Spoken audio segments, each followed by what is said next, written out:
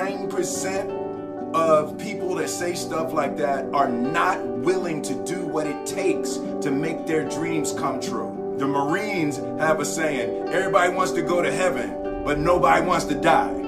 And that's just real. At the center of bringing any dream into fruition is self-discipline. I believe that self-discipline is the definition of self-love. That when you say that you love yourself, that means that you have behavior towards yourself that is loving. You know, something as simple as food and eating, it's not about your body as much as it is about your mind. It's getting command of your mind to be able to choose actions that are in your own best interest. You cannot win the war against the world if you can't win the war against your own mind. Every day we are choosing it's not in our own best interest, right? So if the world is attacking you and the world wants to fight you and the world's trying to hold you down, so you're gonna kick yourself in the balls? So you're gonna stop yourself from getting what you dream. And I think the word discipline has kind of gotten a bad name. We think about it in terms of punishment. I'm not talking about discipline in that way. I'm talking about discipline in the sense that you forego immediate pleasure for the exchange of long-term self-respect. Self-love is, hey, look, I know you got a test on Monday, you know, and I know you really want to go out with your friends. It's Saturday night, you want to go out, but if you fail that test, you're not going to feel good about yourself. You know, I love you too much to let you go out tonight. Self-discipline is self-love. If you want to be happy, you have to love yourself, which means you have to discipline your behavior. The road to sustained happiness is through disciplining your behavior. This is what I believe, and I'm willing to die for it. Period. It's that simple. I know who I am, I know what I believe. I know what I believe. That's all I need to know. And that's all I need to know. So from there, you do what you need to do.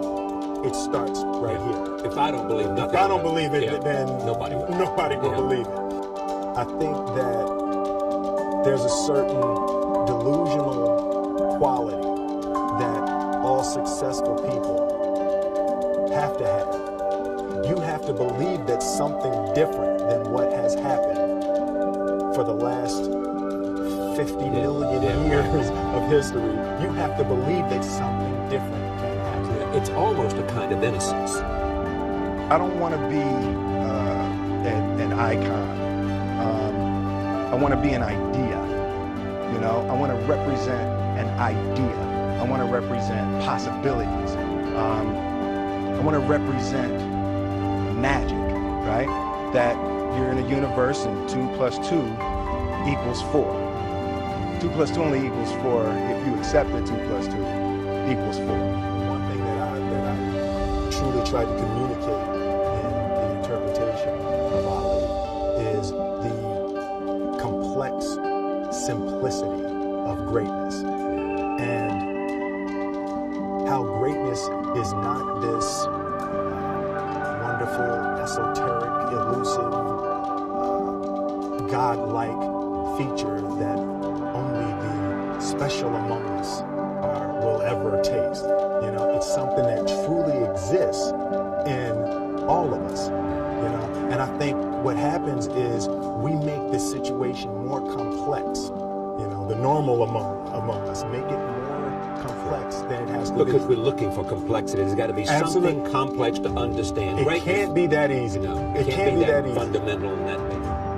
Like there's a redemptive power that making a choice has, you know, rather than feeling like you're at effect to all the things that are happening. Make a choice. Like you just decide what it's going to be, who you're going to be, how you're going to do it. Just decide. We tend to base our self-esteem on what other people think. And that's not really self-esteem. Self-esteem is supposed to be how we feel about ourselves. Other people's opinions is a really way to determine how we feel about ourselves. I can create whatever I want to create. If I can put my head on it right, study it, learn the patterns, and you know, it's hard to put into words. It's real metaphysical, esoteric nonsense. But I feel very strongly that we are who we choose to be. There was one concept that I would suggest to people to take a daily confrontation with is fear. The problem with fear is that it lies. Why were you scared in your bed the night before? What do you need that fear for? Just don't go. Why are you scared in your bed 16 hours before you jump? Why are you scared in the car? Why could you not enjoy breakfast? What did you need that? The fear is fear of what? You're nowhere even near the airplane. Everything up to the stepping out, there's actually no reason to be scared. It only just ruins your day. You don't have to jump. And then in that moment, all of a sudden, where you should be terrified is the most blissful experience of your life.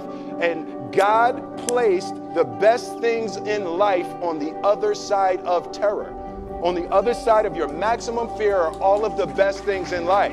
You realize that the point of maximum danger is the point of minimum fear. You can't be scared to die for the truth. The truth is the only thing that's ever going to be constant. And you can't fear what might happen to you if you were to tell the truth. Because what happens to you if you don't tell the truth is worse than telling the truth will ever be. You don't try to build a wall. You don't set out to build a wall. You don't say, I'm going to build the biggest, baddest, greatest wall that's ever been built. You don't start there. You say, I'm going to lay this brick as perfectly as a brick can be laid. There will not be one brick on the face of the earth that's going to be laid better than this brick that I'm going to lay in this next 10 minutes. And you do that every single day, and soon you have a wall. And I think psychologically, the advantage that gives me over a lot of people that I have been in competition with in different situations is it's difficult to take the first step when you look how big the task is.